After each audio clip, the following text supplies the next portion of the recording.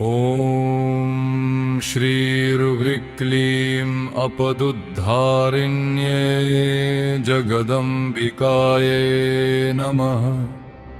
त्वमेव शरणं देवि, त्वमेव परमा गतिः। मम सर्वापदां नाशं कुरु मातर्नमोऽस्तु ते।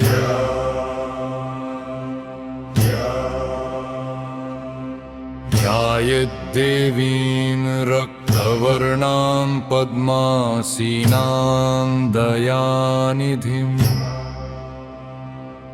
अभयवरदहस्तां त्रिनेत्रां चन्द्रशेखराम्। शूलपाशाङ्कुशधरां सिंहवाहनसंस्थितां भक्तापद्विनाशिनीं देवी सर्वमङ्गलकारिणी। विनियोग श्रियपद्निवारणस्तोत्रस्य सदाशिवरीशि अनुष्टुप् छन्दः। श्रियपदुद्धारिणी दुर्गा देवता श्रीं बीजं ह्रीं शक्तिः क्लीं कीलकं सर्वापद्निवारणसिद्ध्यर्थे जपे विनियोगः। शिवक्षये नमः शिरसि अनुष्टुप् छन्दसे नमः मुखे। श्रियपदुद्धारिणी देवताये नमः हृदि। श्रीं बीजाय नमः बुद्धे। ह्रीं शक्तये नमः पादयो। ह्रीं कीलकाय नमः सर्वाङ्गे।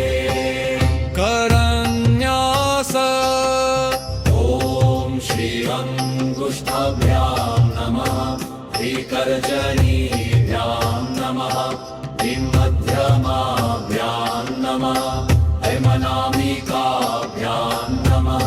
सौकनिष्ठिकाभ्यां नमः। हट्करतलकरपृष्ठाभ्यां नमः। अङ्गन्यास ॐ श्रीं हृद्याय नमः। ह्रीं शिरसे स्वाहा। क्लीं शिखायै वषट्। ऐं कवचाय हुं सौः नेत्रत्रयाय वौषट्। फट्-अस्त्राय फट्। अनर्गला जय देवि जगन्माते सर्वापद्विनिवारिणी। द्वारमुद्भव्य मे नित्यं शुभमार्गं प्रदर्शय। गूढं रहस्यं देवेशी भक्तानुग्रहकारकम्। त्वत्प्रसादात् पठन् नित्यं निर्भयो जायते नरः। ॐ श्रीं ह्रीं क्लीं दुर्गे अपदुद्धारिणी स्वाहा। एषा कुञ्जिका सर्वसिद्धिप्रदा भवे। स्तोत्र नमस्ते शरण्ये शिवे शान्तिरूपे। नमस्ते दयामूर्ते दुःखभञ्जनकारिणी। संसारसिन्धोर्महतो निमग्नम् उद्धर्तु मम प्रणिहैकशक्ता। भयेषु घोरेषु वने रणे वा तन्नाममात्रेण जय प्रजायते। रोगार्तिदारिद्र्यविपत्तिजालम् दहस्य शेषं करुणाकटाक्षैः।